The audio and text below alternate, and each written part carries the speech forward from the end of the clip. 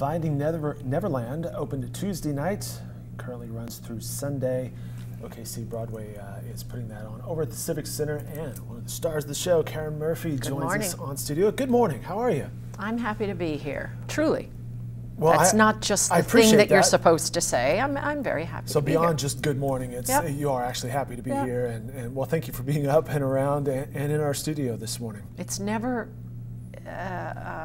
dull to step outside of my routine, and I'm usually just sort of having my first cup of coffee around now, and to go out and see that the sun is shining, and look at all these people who are up and about at this time of day, going to work. Doing things. I actually want to talk to you about routine. We were chatting about food and groceries and life on the road before we got started, but let's handle some business first. Finding Neverland, the story about how Peter became Pan. Correct. That's a fun show. I saw it in Chicago maybe a year ago. Yes, a little more than a year ago. Okay. The Cadillac Theaters, that sound like it might be right? Yeah. And what I remember about the show was the experience. It was the storyline, but just the experience of being there. And I guess, Karen, maybe that's the magic of theater. When things are clicking right, it takes you someplace. It's the story as old as the caveman. The lights go down, you're in the dark, you tell a story.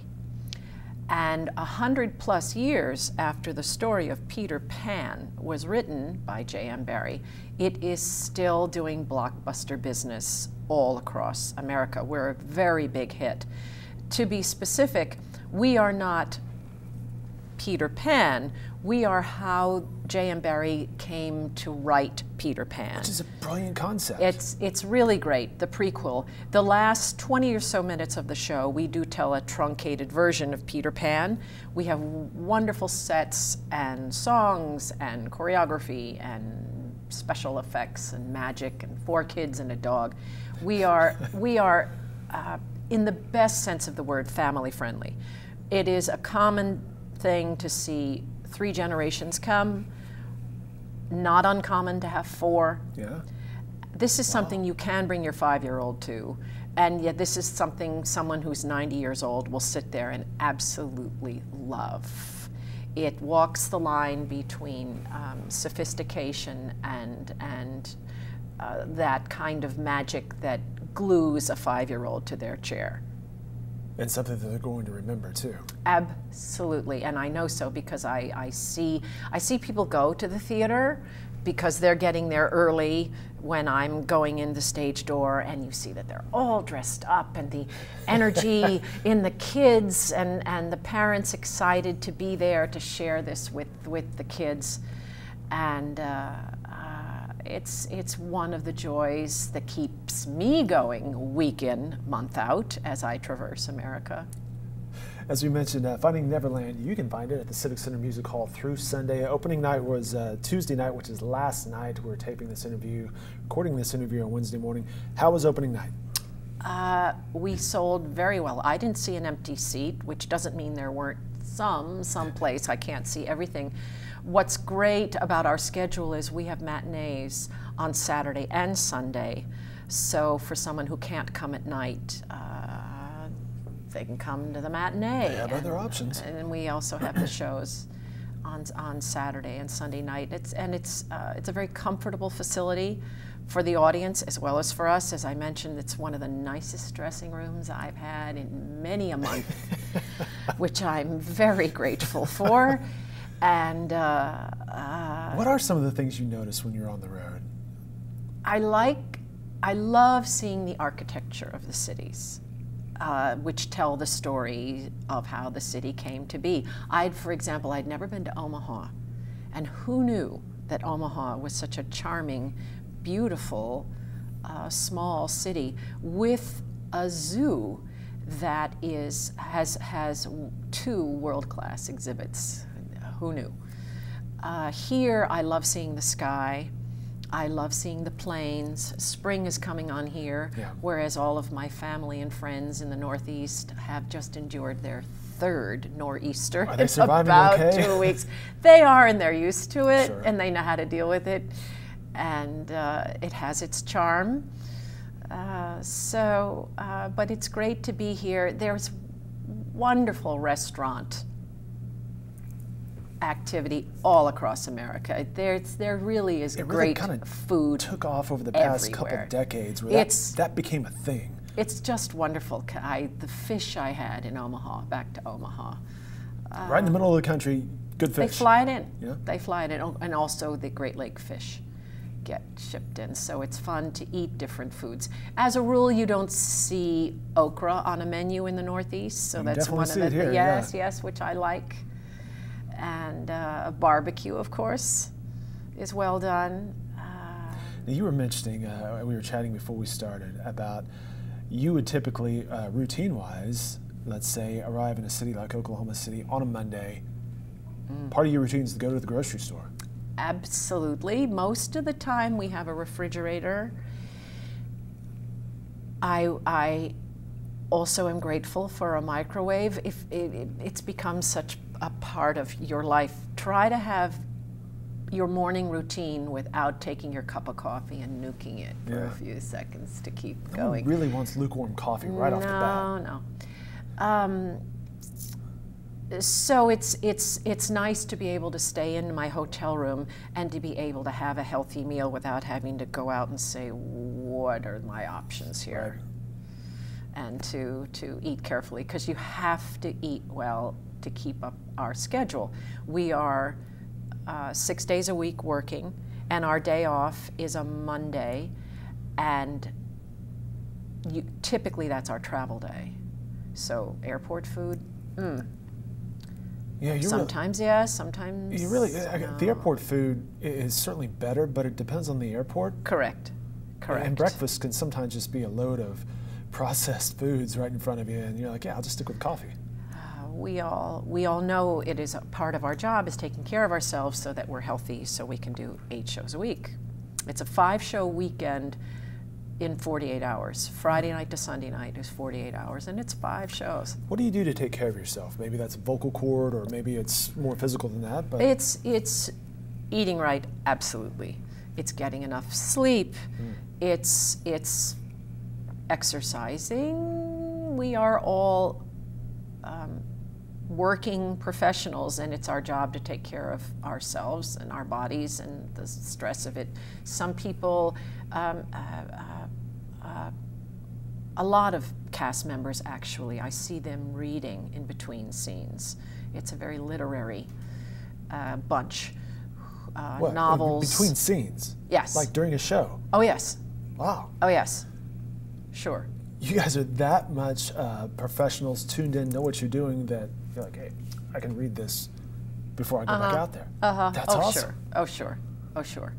And the children, we traveled with 6 children, several of whom know multiple roles, and they rotate in the show. There are always 4 on stage and 2 off stage, and they go to school as well. They travel with a tutor. So that's part of their education. They work really hard. And they come to understand that this is not the school play and this is not summer camp. This is a job. Yeah. And most of them do. Most of them that's do. a serious life experience. And some of them are very, very good. They're all good. Of course, they're all good. But some of them are quite good, and I think will continue to have a career. Interesting. You mentioned the word dog earlier, and the dog I saw in Chicago was just spot on. Still is. Amazing. Amazing. Right? He almost never, ever makes a mistake, which says a lot about his trainer as well as about the dog. The dog also does have an understudy, I will tell you, who looks almost like him. And Tyler, our devoted professional dog handler, trainer, drives these dogs from city to city so in a previously van. Detroit, there was a van going from Detroit to Oklahoma City. Well, perhaps there were stops from in between. Oklahoma, from Detroit, we went to actually Milwaukee, and then it was Milwaukee to Kansas City, and then Kansas City to Tulsa to here, and we're in Fort Worth next week. But there are some long drives for him, and he's just marvelous, and it's his job to take care of the dogs 24/7. That's a job. Yeah, Bailey is just fantastic. He almost never makes a mistake. He's so reliable. He's very good. Nice job there, Paige, pulling up the still image of the dog. Ah, there he is. There he is. Oh, yes. Well, Karen, tell us about your role in Finding Neverland. I play the historically accurate Mrs. du Maurier. I am the mother to Sylvia, who is the widowed mother to my 4 grandsons. My daughter meets J.M. Barrie in Kensington Gardens. He becomes enchanted by her and the 4 boys, and this makes me very uneasy, very uncomfortable. This is 1903 in Edwardian British society. A widow does not hang out with a married man, and I make that disapproval very clear. And I move from that disapproval to a position of détente, shall we say. I come to see Barry's good points, and that's a nice emotional journey for an actor. I get to wear fabulous costumes. In my career, I've done a lot of character work, which often means schmata and dirt on my teeth.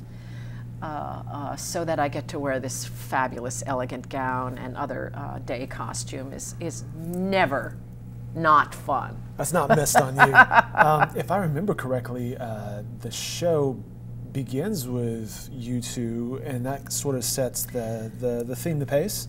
Actually, I don't make an entrance until about 25 minutes into the first act. So you're backstage reading at that point. I'm in my dressing room. In this one, enjoying Turner Classic Movies, I will share with you. Last night it was Father of the Bride before I made my entrance.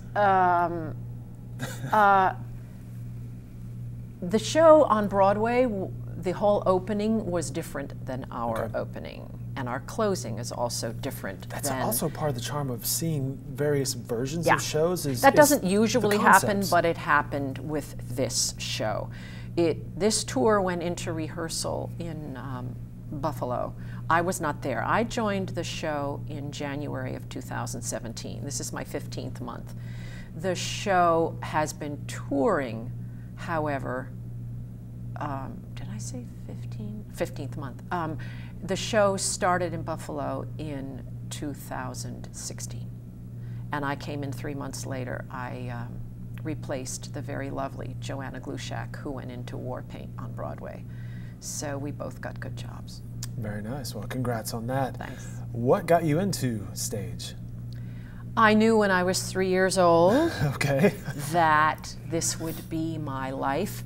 I sang early, and I sang for my own pleasure early. I knew I could sing, and I would watch women sing on television and knew that I loved watching that, and radio brought popular music to me instantly. Now, growing up in the New York City suburbs, before cable, we had TV that the rest of the country didn't have, and we had fabulous radio choices. So I listened, and I knew, and my father played music at home, and I was listening to Gershwin and or big band stuff, and then getting the Beatles and rock and roll and what have you, and then the glory of the popular song.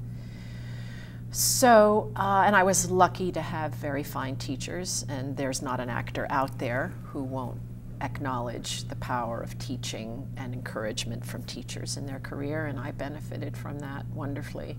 I still keep in touch with a couple of my inspirational teachers. Any teaching along the way for you or in the future? I love doing talkbacks in schools. I love doing some master classes.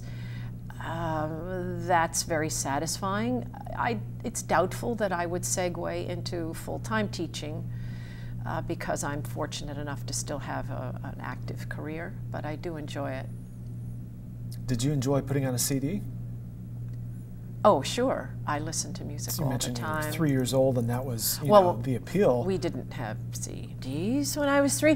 Maybe when you were 4 they did. But now you've come full circle, and you're on stage, you have recordings, I always enjoy, very early on, I loved classical music, and it's still quite a passion. But popular song, absolutely, absolutely. It's still what gets me out of bed in the morning. So what's next for you? We have a 2-week layoff coming up, which I'm looking forward to because I've traveled every Monday since November. Wow. So I'm tired. An entire winter season of Mondays traveling. We will have the holiday with family in Vermont, actually, where I'm sure there'll still be snow waiting for me. And our final 3 cities are in the West, Sacramento, San Jose, Tucson.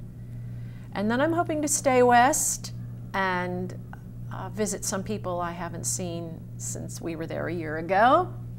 And of course, being in show business as long as I have friends. Oh, sure. Everywhere. Yeah. And no surprise, many in LA. I don't yet have a job for the summer, and that's fine. The unemployment system is the glue in between jobs. And of course, I've saved so I can ride out the lull till the next job. And thanks to my union, Actors Equity Association, not only do I have unemployment, but I have health insurance. So I won't be sweating that out. So I've promised myself to remain calm. Stay calm. Enjoy my downtime, which every working actor has to learn to manage the time in between jobs. For me, it means being with family and friends and visiting those outside of the theater who have beach property, being a house guest. And they find my life as enchanting as I find theirs. It works out. That's the life. I would agree with that. And fine life you have as well. It's Karen Murphy, ladies and gentlemen. You can go see her on the stage at the Civic Center Music Hall, downtown Oklahoma City. Finding Neverland. We're there. Neverland.